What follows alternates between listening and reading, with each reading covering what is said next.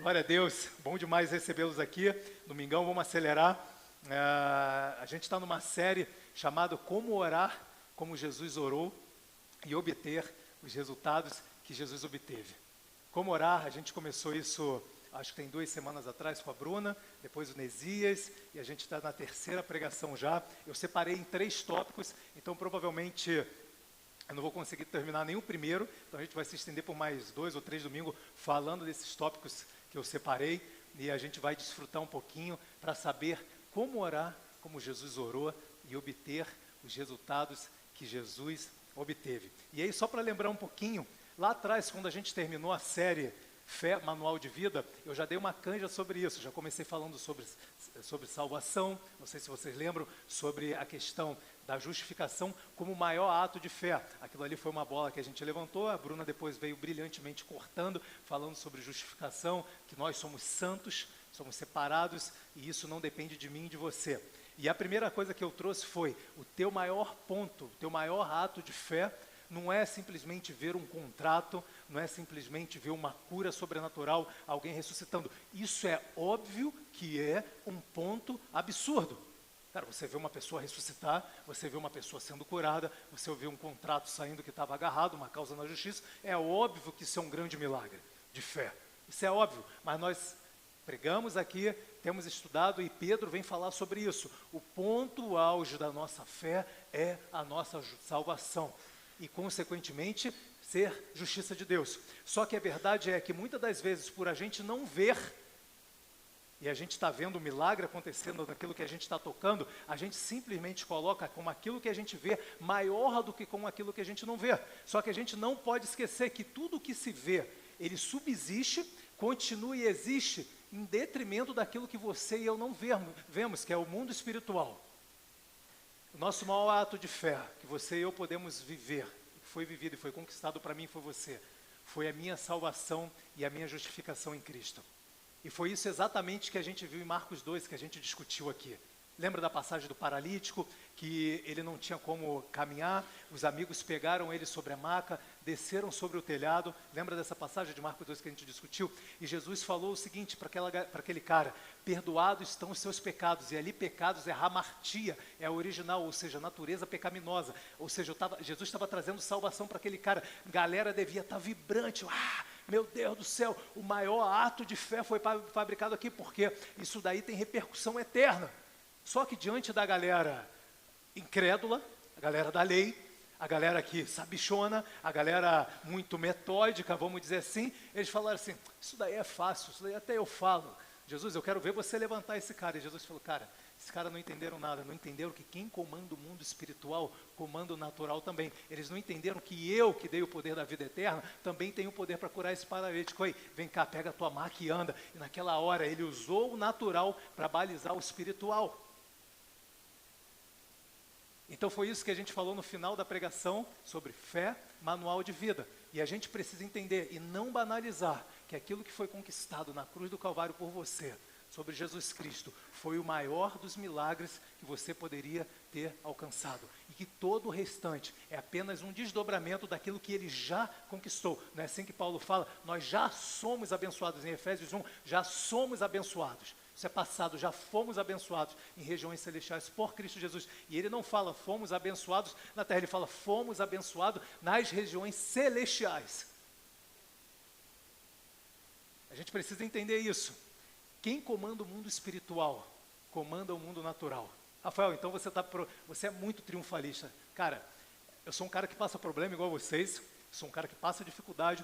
Fui viajar com a minha família, passei 1 semana dentro de um quarto de um hotel que não poderia sair, toda vez que saía dava ruim. Eu passo problema. No mundo tereis aflições, mas sabe qual é a questão? Tem de bom ânimo, porque eu venci o mundo. A minha fé está apoiada não nos meus problemas, não num triunfalismo, mas naquilo que Cristo fez na cruz, que é uma mensagem triunfal para mim e para você, que independente da situação que você está passando, Ele tem caminho e resposta de vitória para você, para a tua família e para as tuas causas. Quando? Não sei, mas tem. Mas tem. E aí logo depois a Bruna veio trazendo a mensagem sobre justificação, justiça de Deus. Você é santo, eu quero te lembrar sobre isso. Rafael, mas hoje de manhã eu xinguei, hoje de manhã eu briguei com a minha mulher, hoje de manhã eu fiz isso, eu fiz aquilo. ontem eu fiz aquilo outro, amanhã eu já estou prevendo que eu vou sair do sério também, e eu vou pecar. Eu quero dizer que você é santo, você é a justiça de Deus, e o fato de você ser a justiça de Deus quer dizer que sobre você toda acusação, todo medo, toda morte, tudo aquilo que era destinado foi levado por Cristo Jesus. Ele olha para você e diz assim, está absolvido, você está em mim, você está sentado em mim. Eu li isso com vocês também daquela vez, você e eu não estamos mais ao redor, não estamos do lado, estamos assentados em Cristo, nos lugares celestiais. Então por isso você e eu somos justiça de Deus e somos santos num processo de santidade. Somos santos num processo de santidade, onde a perfeição completa só vamos atingir quando a gente estiver no céu. Isso é óbvio. Nós somos um espírito e temos uma alma que habitamos um corpo. Então, enquanto isso existir, esse corpo, a gente de alguma forma vai pecar, lamento te dizer. Mas isso não tira a sua oportunidade conquistada por Cristo, que você é santo e ponto final. Amém? Você é santo. E isso Satanás não pode roubar, num processo de santidade. Num processo de santidade, dia após dia, gerando fruto do Espírito dentro de você. Amém? Então dei um repasse aqui para a gente poder, isso sacode o mundo espiritual. E o título da mensagem hoje é, saber quem você é e o que você é, fará toda a diferença de como você orará. E consequentemente o resultado que você obterá. Mas preste atenção, não trate isso como performance, porém alinhamento da identidade na graça de Deus. Porque eu tenho certeza, quando a gente põe um tema como esse, eu quero orar como Jesus orou e obter os resultados que Jesus... Rafael, passa a chave aí do cofre, cara. Passa a chave. Como é que funciona? Faço A, faço B, faço C, uma receitinha de bolo, passa essa receita, eu preciso obter os resultados que Jesus obteve. Passa aí, mas não se trata de performance, mas orar como Jesus orou se trata de alinhar você na identidade da graça, de entender que não se trata daquilo que você faz, mas daquilo que Ele fez, que a gente só toma posse e vive daquilo que Ele já fez pela gente. Por isso, sempre, sempre, quando você lê na Bíblia, vai sempre tratar de passado. Ele fez, Ele conquistou, Ele separou, Ele preparou, e a gente só desfruta.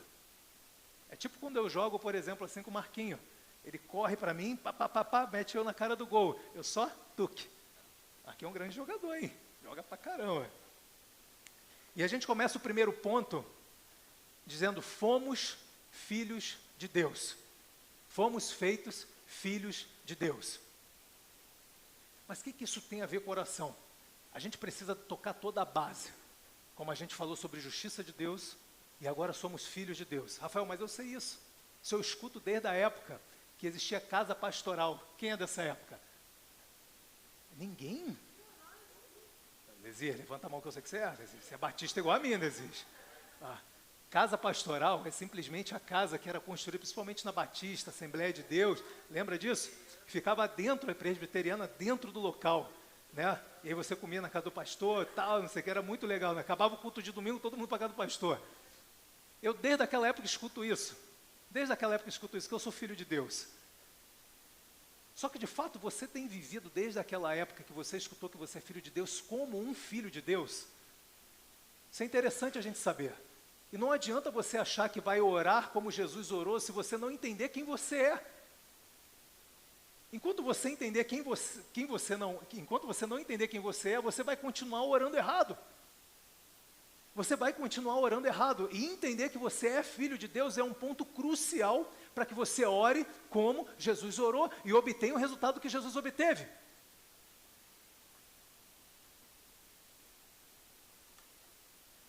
A gente começa com João 1,12. Mas a todos quanto o receberam, deu-lhes o poder de serem feitos filhos de Deus. A todos quanto receberam. Então, aqueles que não têm Jesus, não adianta você chorar, não briga comigo, isso aqui foi João falando, recebendo a revelação de Jesus. A todos quanto receberam, foi-lhes dado o poder de ser filho de Deus. Quem recebe Jesus, quem Jesus o recebe, a esse foi dado o poder de ser filho de Deus. E é engraçado, tem 2 vezes que a Bíblia apresenta poder. A primeiro poder que ele fala é dunamis. Quem já escutou sobre isso? Dunamis. É aquele poder dinamite. Quando às vezes a Bíblia fala sobre poder, você vai no original e fala dunamis, aquele poder dinamite. Só que o poder aqui, apresentado que deu-lhes o poder de ser filho de Deus, se chama exousia. Fala aí comigo aí, exousia. Vamos falar grego. Aqui você está aprendendo hebraico, está aprendendo... A mal sabe falar português, né? Mas está aprendendo até grego, né? Fala aí, Gui. A galera tá boa, né? Aqui o poder de Deus se chama exousia. E é o maior poder de todos, na minha opinião, que foi dado.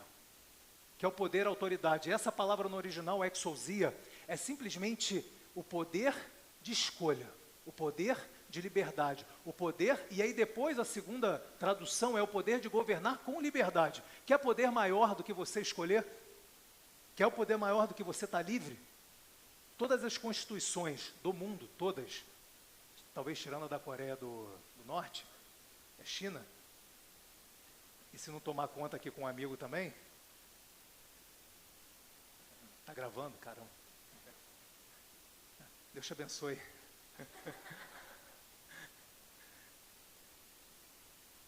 O poder, nosso artigo 5º da Constituição fala o poder de ir e vir, poder de liberdade de escolha, poder de cultuar. Preste atenção, o Éden, muitas pessoas perguntam, Rafael, mas Deus não poderia ter intervido em Eva e Adão para não pecar? Ele ia ter quebrado o livre-arbítrio, a livre-agência ali. E ele não ia servir de nada, porque ele teria feito robô. E aí é fácil. Ele queria pessoas que escolhessem estar com ele, escolhessem obedecer. E aí o Éden muito bonitinho, do jeito que estava. Se Deus coloca ali a obrigação sobre Eva e Adão, eu tenho certeza que ia dar uma revolta. Assim como de alguma forma, se pegam você e colocam dentro de uma casa linda, numa prisão domiciliar, daqui a um mês você não está aguentando mais aquela casa, porque você não pode sair. O teu poder de liberdade, de escolha, foi tolhido. E o maior poder foi dado por Deus aqui para você. Exousia, o poder, a autoridade de escolher livremente, de ser filho de Deus. Uau! Esse é o maior poder, de você escolher caminhar com Ele. E aí a segunda tradução diz de governar, em liberdade com Ele. Esse foi o poder que foi dado em João 1,12. Mas a todos quanto receberam, deu-lhes o poder de serem feitos filhos de Deus, aos que crerem, aqueles que confiam, que se entregam. E aí a gente pula para Romanos 8,15.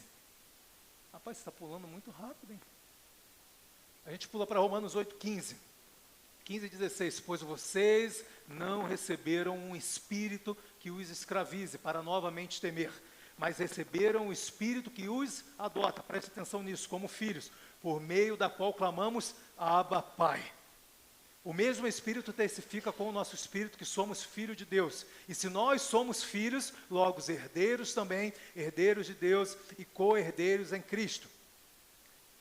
Voltando para Romanos 8,15, ele diz que nós recebemos esse Espírito para não novamente temer, mas que esse Espírito que nos adota como filho, da qual clamamos Abba, Pai. Aqui está uma função muito interessante do Espírito Santo que você não vê praticamente ninguém falando sobre isso. A gente sabe que a primeira função do Espírito Santo é honrar, João fala sobre isso, é honrar e seguir aquilo que Cristo e Deus fez. Depois é nos revestir, depois é convencer o mundo do quê? Do pecado, justiça e do juízo. E ele vem em você, o Espírito Santo, e sobre você, derramando dons e talentos e tudo mais. Só que aqui é uma característica do Espírito Santo, para mim, tão crucial quanto honrar a Cristo. Antes, inclusive, de nos revestir. Só que não é pregado sobre isso, porque é nos conduzir e concretizar o Espírito de adoção, nos fazendo filho de Deus. Preste atenção. Pois vocês não receberam o Espírito que os escravizem para novamente temer, mas receberam o Espírito. E aqui é pseudo. Pseudo é a terceira pessoa da Trindade, que o adota como os filhos, por meio da qual clamamos Abba, Pai. O Espírito Santo, quando ele entra em você, está dentro de você, ele completa a adoção te fazendo como filho. É ele que faz esse papel, para que gere a intimidade, para que você tenha uma ligação com Deus a partir de agora, podendo falar não mais, Senhor, Senhor. Já viu aquelas orações? Senhor que sobe, que desce, que vai e que acontece, e sentado entre os querubins. E Deus fica falando assim. Se um dia João falasse isso para mim, eu imagino a intimidade que Deus quer com ele, e João falando isso para mim. Pai, eu vim aqui para assistir o jogo do Vasco, mas na Manarréias, contigo que sento no teu sofá, que desce, que sobe, num trono de veludo. Eu vou lhe falar para Bruna, vamos levar para o psicólogo. Ele está louco. João deu tilt nele. Deu tilt. Então o Espírito Santo, ele literalmente, ele te executa a adoção de filho que está em você, e para te gerar intimidade com o Pai, para que a partir de agora você fale assim, Abba Pai quer dizer paizinho. Paizinho. Cara, só fala dessa forma. Ou os traficantes do Rio, ou o que chamam o outro lá de paizinho, ou quando você tem intimidade. Você não vai chegar, eu não vou chegar para o Rafa paizinho, Rafa, teu filho barbado por acaso, mas se tua filha, você quer que ela te trate desse jeito. Paizinho, te amo, eu te quero. E toda vez que Jesus estava orando, principalmente no Getsemane, que ele fala, Pai, e quando ele fala, Pai, por que me abandonaste? Ele está falando paizinho, paizinho. Não foi um momento de tristeza ali, ele está falando paizinho. Ele está orando, ele está falando paizinho. E essa é a intimidade da oração que Deus espera de você. Paizinho, paizinho, meu pai, deixa eu estar contigo aqui. Lá no Getsemane ele falou direto sobre isso, paizinho. Toda vez que ele fala pai, fala paizinho. Pai, paizinho. Há uma necessidade de intimidade que Deus quer se relacionar com você, para que a tua oração flua da maneira que tem que fluir. E é interessante que esse mesmo Espírito, em Romanos 8, 26, ele vem dizer que clama por nós, quando a gente não sabe o que clamar, com gemidos inexprimíveis. Sabe naqueles dias que você está mal? Alguém está no dia assim? Eu às vezes passo por dias assim. Que você não tem força nem para orar. Você abre a boca e fala assim, cara, esquece. Não dá para mim. Mas é o Espírito Santo. Ele vem dentro de você e olha que interessante. Essa palavra interceder, no grego, ela se chama hupertongonô, tonganô.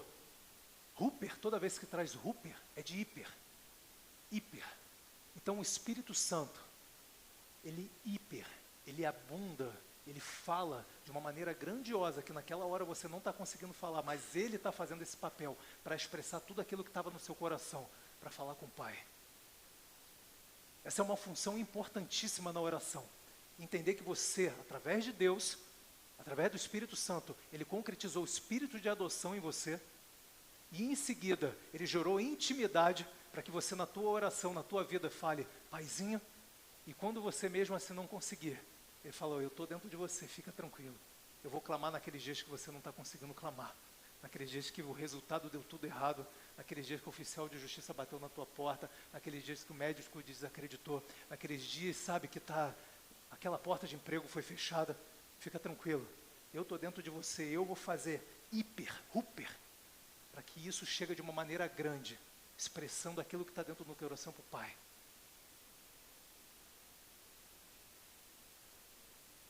Na época de Paulo, ele fala sobre adoção. Adoção nada mais era que pegar uma criança, dar uma nova família, um novo nome e colocar uma herança sobre essa criança. Então por isso que Paulo expressa o espírito de adoção. Ele gera um convênio que nós, a partir de agora, através de Cristo, ganhamos uma nova família, a partir disso um novo nome e em seguida uma nova herança. E esse conceito que é trazido por Paulo é o que a gente usa no nosso conceito jurídico, legal, aqui no Brasil. Aliás, toda a Europa e toda a América Latina praticamente é inspirada num conceito romano de direito. A gente estuda isso na faculdade, a galera que é aqui do direito, se tiver alguém aqui sabe o que eu estou falando. Tudo que você aprende veio com base do direito romano. E o que é a nossa adoção hoje em dia? Você escolhe alguém, você coloca ele na tua família, você dá um novo nome e automaticamente ele tem direito à herança. E o que é mais legal é que essa herança que quando de alguma forma foi dada, essa base da adoção, ela não disse respeito a nós. Essa adoção que Paulo fala não foi de alguma forma encontrada por Deus uma criança linda, uma criança perfeita, uma criança irrepreensível, uma criança sem pecado. Essa adoção não parte de mim para Deus, ele parte de Deus para mim independente daquilo que eu era. Ele simplesmente, pela obra de Cristo, Ele pega do jeito que eu estava, me constitui uma nova família, me constitui herdeiro, me dá um novo nome e me constitui herdeiro, independente do que eu era, independente do que foi o meu passado. E aí, a partir dessa obra em Cristo, eu me torno santo, irrepreensível, puro, limpo, sabendo que as minhas orações, elas são todas atendidas pelo Pai. Porque agora o Espírito Santo que está em mim, ele gera essa intimidade e esse vínculo. Então essa adoção não partiu de mim e de você. Essa adoção partiu de Cristo. Para que você e eu, através de Cristo, fôssemos puros, limpos e irrepreensíveis diante de Deus. E é muito legal que essa história da adoção, tem uma curiosidade que acontecia lá em Roma. Até os 9 dias, você poderia pegar tua filhinha, Jack, a mais velha, você como pai legítimo, e levar lá para os panteões da vida, colocar lá, apresentar ao juiz, apresentar os cartorários da época, e falava assim: eu não quero essa criança, você tinha esse direito. E aquela criança entrava para adoção. Você tinha esse direito como pai, principalmente pai, a mãe não, o pai, fazer isso, durante o período de 9 dias. E você deixava teu filho, não era crime, não era nada, botava isso para lá e entrava na fila da adoção. Só que a partir do momento, agora falando o inverso, você foi lá, pegou uma criança que estava para ser adotada, e a partir do momento que você exerce a adoção sobre essa criança, você nunca mais poderia abrir mão, sob pena de morte.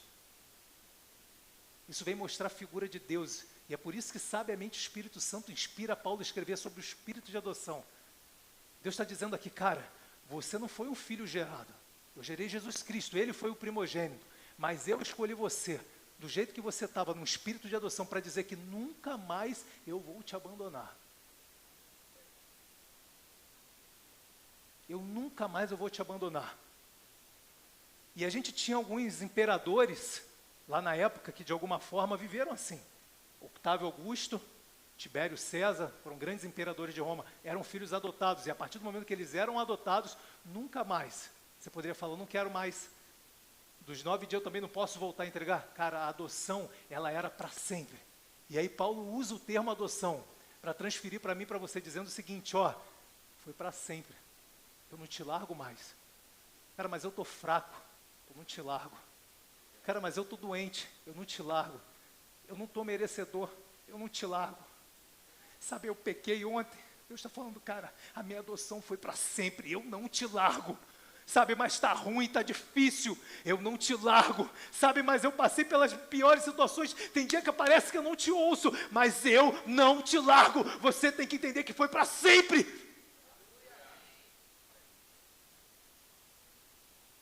Isso muda a tua relação com Deus. Isso muda a tua característica com teu pai. Entendendo que você pode caminhar seguro.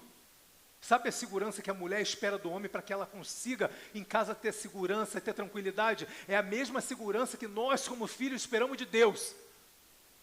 E Deus está falando para você, tenha tranquilidade. Eu não fiz um movimento para ser balizado em sentimentos que daqui a 9 dias eu vou te abandonar. Eu escolhi esperar o momento da adoção para que nunca mais seja reversível. Nunca mais.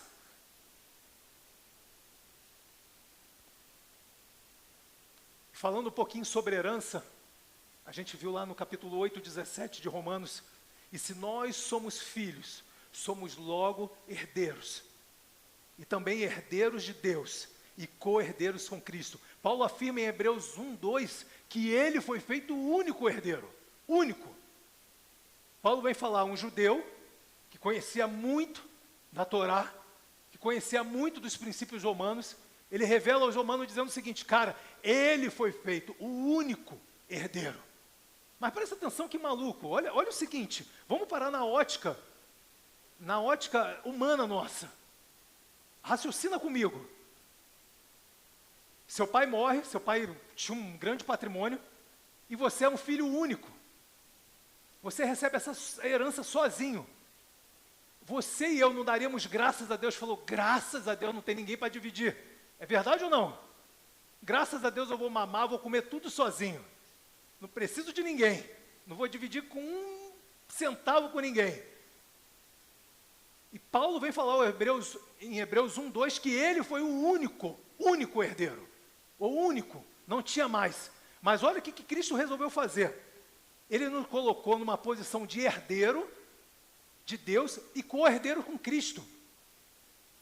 Ele nos colocou numa posição de herdeiro de Deus e co-herdeiro com Cristo. E isso é muito interessante, que a Bíblia poderia estar dizendo, Paulo poderia estar falando o seguinte, cara, a partir de Jesus, eu fui colocado como herdeiro de Deus, está ótimo. Mas tem uma vírgula aqui dizendo que além de herdeiro, ou seja, ele nos coloca numa relação vertical direta com Deus, mas na herança que cabia a Cristo, ele ainda dividiu com a gente. Cara, é muito louco isso. Não sei se você está entendendo, mas isso aqui mexeu comigo de uma maneira. E se nós somos filhos, já fomos adotados, não tem mais volta, temos o Espírito Santo, nós somos logo herdeiros também, vírgula, herdeiros de Deus e co-herdeiros com Cristo. Ele simplesmente pega você e eu, nos coloca direto, puf. Que herança magnífica. Agora ele pega e fala assim, aquilo que cabe a mim, eu ainda te faço co-herdeiro, porque o herdeiro é aquele que é herdeiro único, ok? O co-herdeiro é aquele que recebe, juridicamente falando, uma herança junto com o outro, e divide essa herança. Ele pega, a gente coloca com Deus, e divide a herança dele com a gente. Cara, é muito maluco isso. Se você conhece algum hippie maluco, aqueles Dalai Lama que fica andando aí de chinelo pela rua, sabe? Com um negócio que não, de alguma forma não são apegados a nada e tudo mais, sabe? Aquela galera, os franciscanos, que vendem tudo. Cara, nenhum deles conseguiria chegar aos pés dessa atitude que Jesus teve, cara. E é por isso que a gente está sentado com eles, em Cristo. Paulo vai falando, nós estamos assentados em Cristo. Ele nos coloca numa posição assentada em Cristo. O teólogo holandês Jacó Arminio, com muita propriedade, discorre sobre a causa da adoção de filhos de Deus e sobre a herança. Preste atenção, e devemos ao sacerdócio de Cristo o fato de que esta bênção tenha sido pedida e obtida para nós, bem como transmitida a nós, pois ele, sendo filho unigênito do Pai, e o único herdeiro de todas as coisas, de todas as bênçãos de Deus, não estava disposto a desfrutar sozinho benefícios tão transcendentes, e desejou ter co-herdeiros e parceiros, a quem poderia ungir com óleo na sua alegria e receber como participantes dessa herança. Ele fez uma oferta, portanto, da sua alma pelo pecado, para que, concluído o sofrimento da sua alma, ele pudesse ver a sua semente com os seus prolongados, a semente de Deus que poderia vir a participar com ele, em nome e herança. Ele nasceu sob a lei para remir os que estavam debaixo da lei, a fim de que recebemos a adoção de filhos. Gálatas 4:5 fala sobre isso. Segundo a instrução do Pai, ele pediu que os pagãos lhe fossem dados como herança. Portanto, por esses atos que são peculiares ao sacerdócio, ele pediu este direito de adoção, ou seja, ele como sacerdote, como sumo sacerdote, o único fiel sumo sacerdote, Hebreus vem falar sobre isso, ele teve esse direito e pediu, eu quero ele, eu quero João, eu quero Maria, eu quero todos que estão aqui como herança, Pai. E o Pai assim lhe concedeu, e em nome do seu povo fiel, e obteve como propósito de que fosse transmitido a eles, ou melhor, na verdade, e ele mesmo fosse o doador. Por meio dele, em consideração a ele, Deus nos adotou como filhos, que são amados por ele, o filho do seu amor. E preste atenção, ele é, portanto, o único herdeiro, por cuja morte a herança é transmitida aos outros. Cara, isso é demais. Isso é um teólogo holandês, e eu curti demais essa frase dele, essa explicação. Ele é o único herdeiro, por cuja morte a herança é transmitida a outros.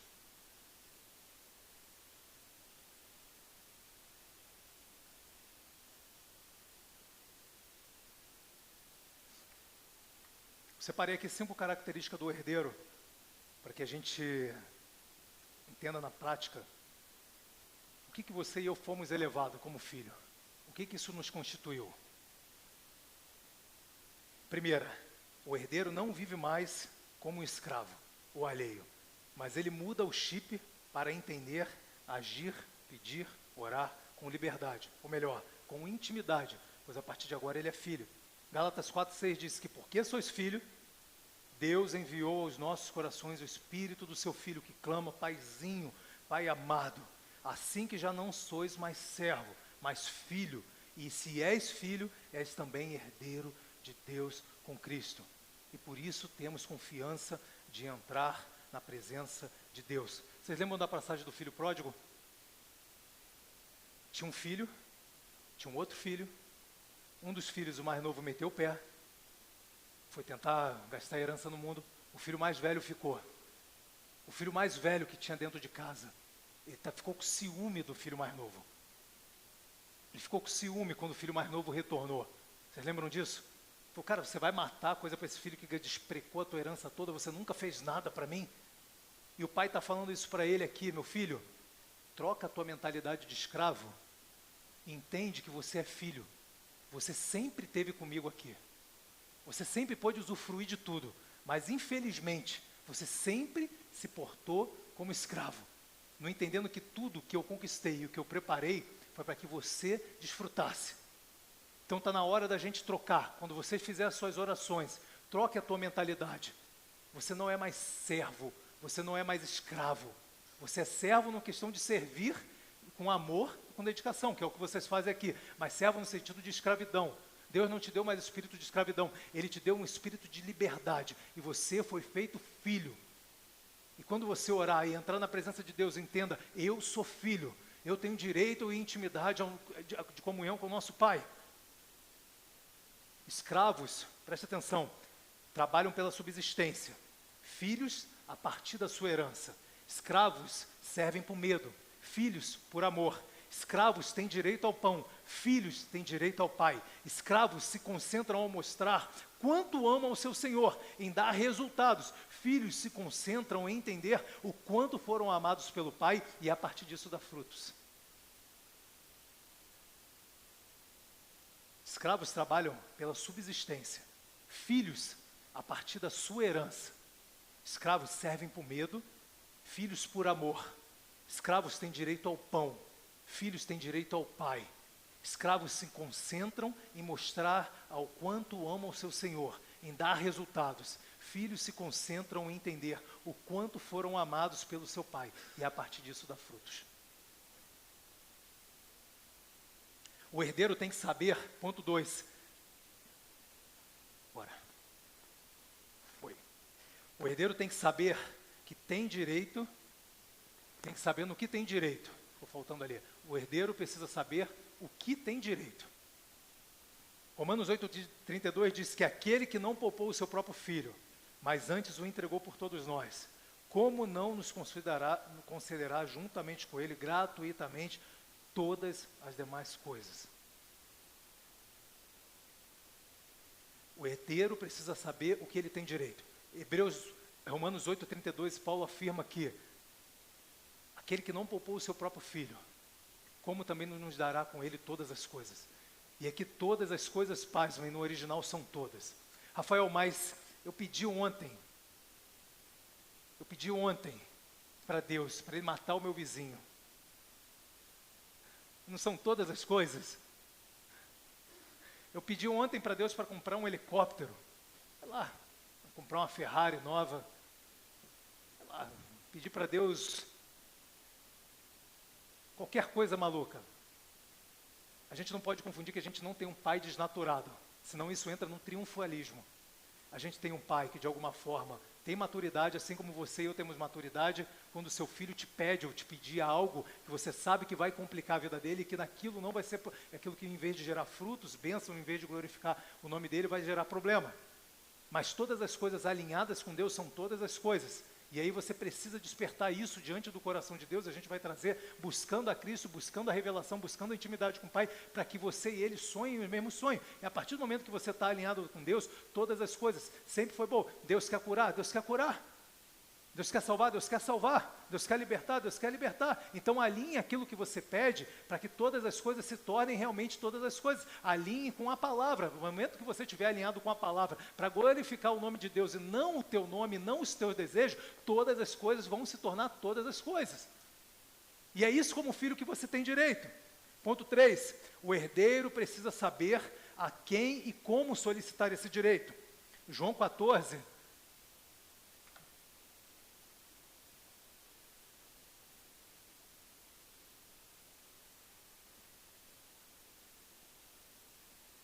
contratar alguém só para ficar. O herdeiro precisa saber a quem e como solicitar esse direito. João 14, 13, 14 diz: e tudo quanto pedirdes no meu nome, isso farei, a fim de que o Pai seja glorificado no Filho. Se me pedirdes alguma coisa em meu nome. É a mesma coisa que eu falei, Rafael, mas eu pedi em nome de Jesus, eu preciso matar aquela mulher que está me perturbando no meu trabalho. Jesus não vai atender. Jesus não vai atender. Rafael, mas você não está dizendo que tudo que você pedir em nome de Jesus não será atendido? João 15, 7, João 15, 16. João 15, 7. Se vós estiveres em mim e as minhas palavras estiverem em vós, pedireis tudo o que quiseres e vos será feito. João 15, 16. Não me escolheste vós a mim, mas eu vos escolhi a vós e vos nomeei, para que vades e deis fruto, e o vosso fruto permaneça, a fim de tudo quanto em meu nome pedizes ao Pai, eu vou-lo conceda. Entenda, as tuas expectativas para usar o nome de Jesus e pedir, ela precisa estar alinhada com a palavra.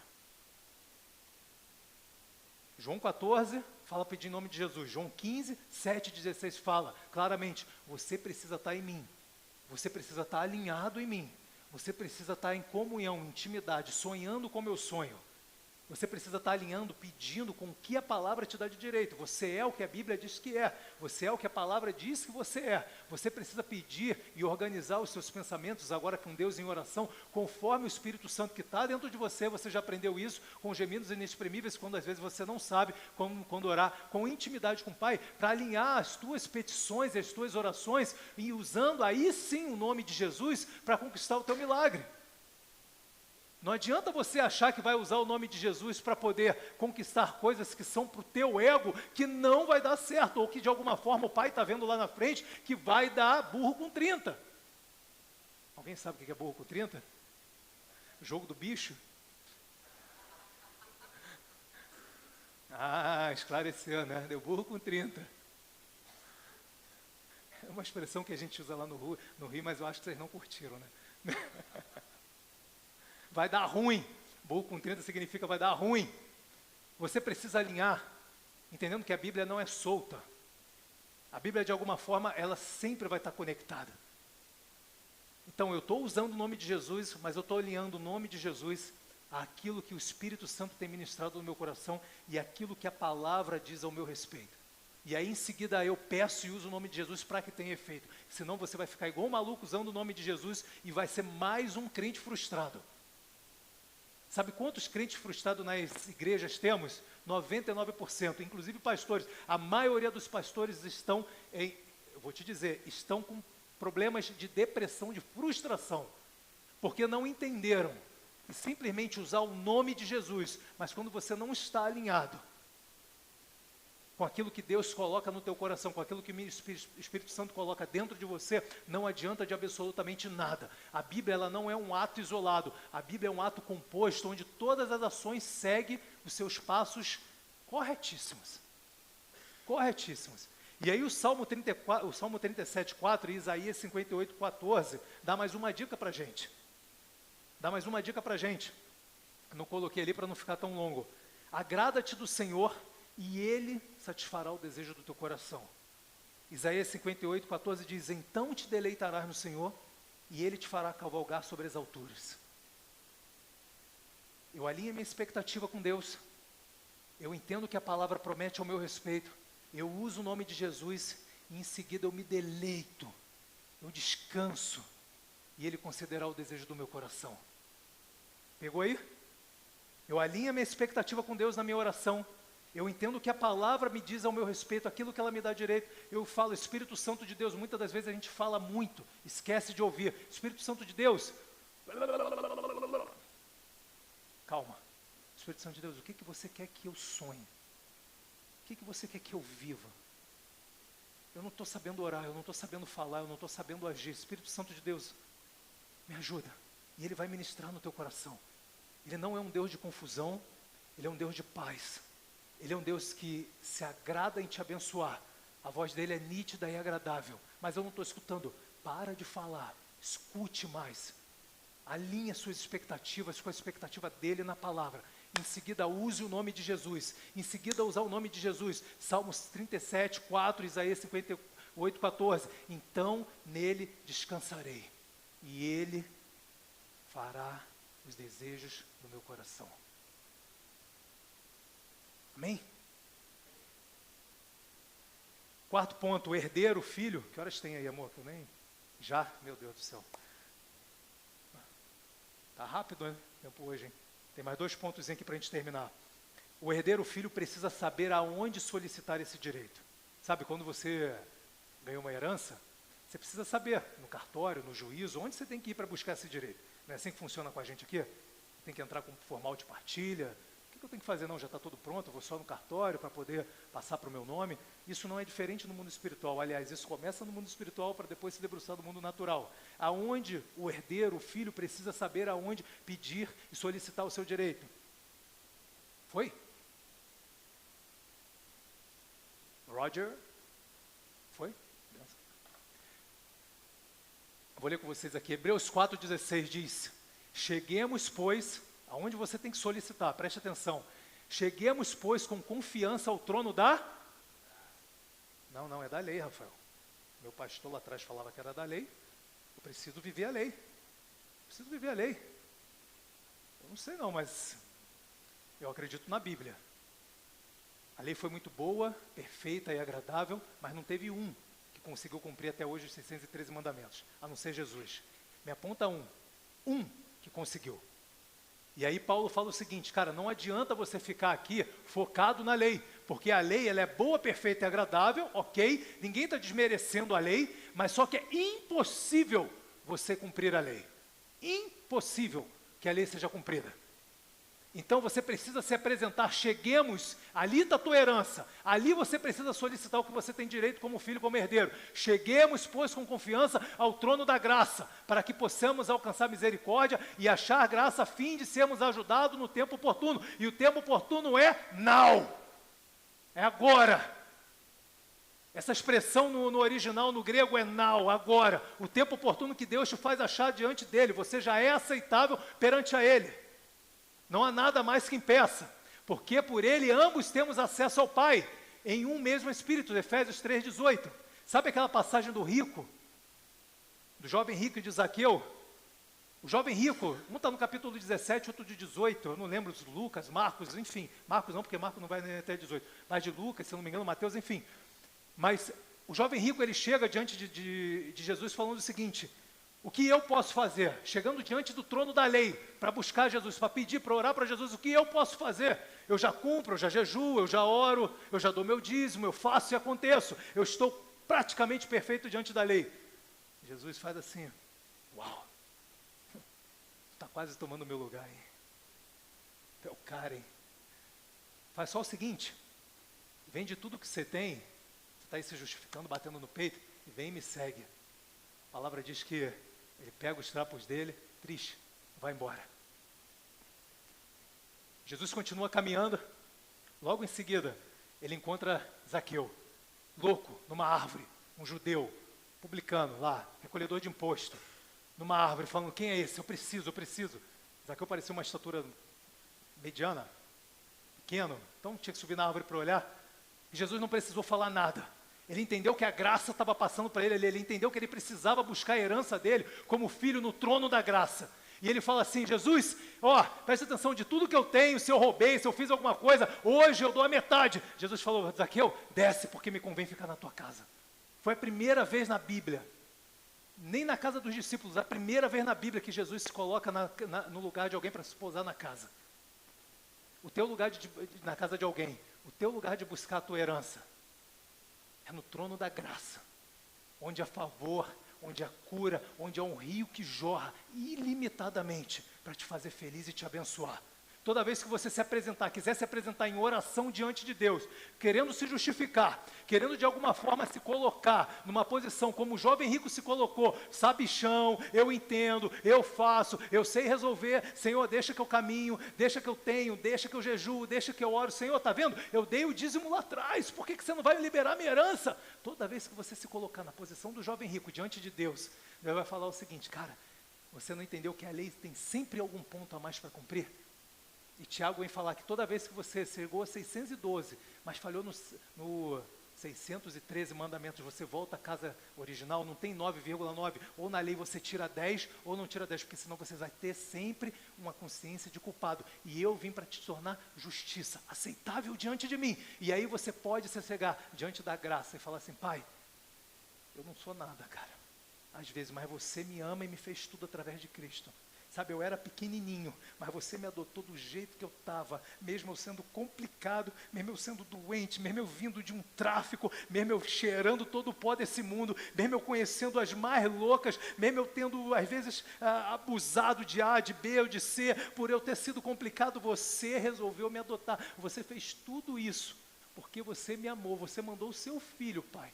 Eu sei que eu não preciso te lembrar disso, mas porque você me amou. Eu estou aqui, eu preciso da tua ajuda.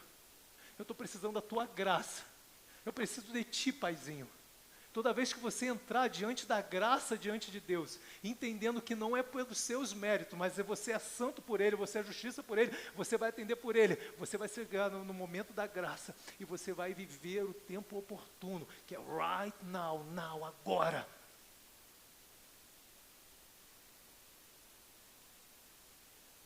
Para a gente terminar,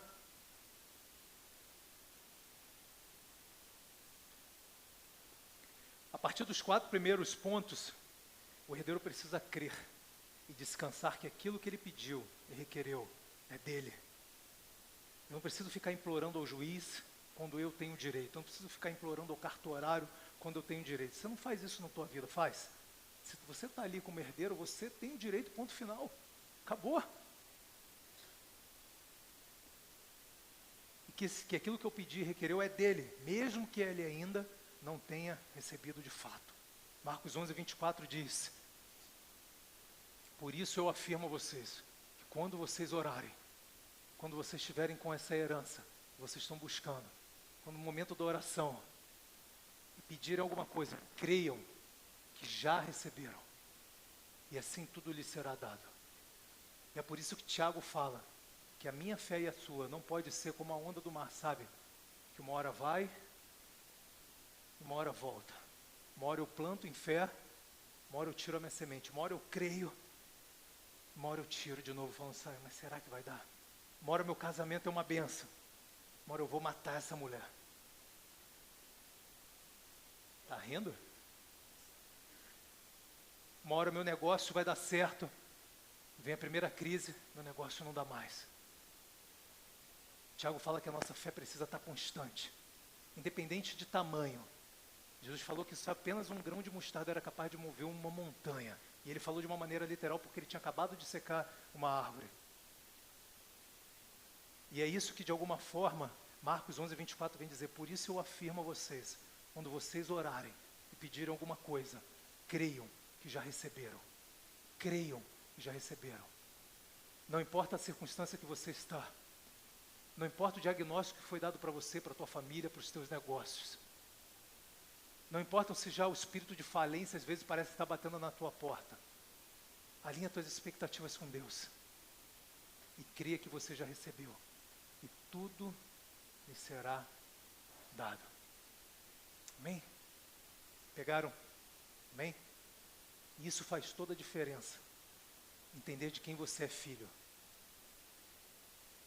Isso muda a tua maneira de olhar, de orar.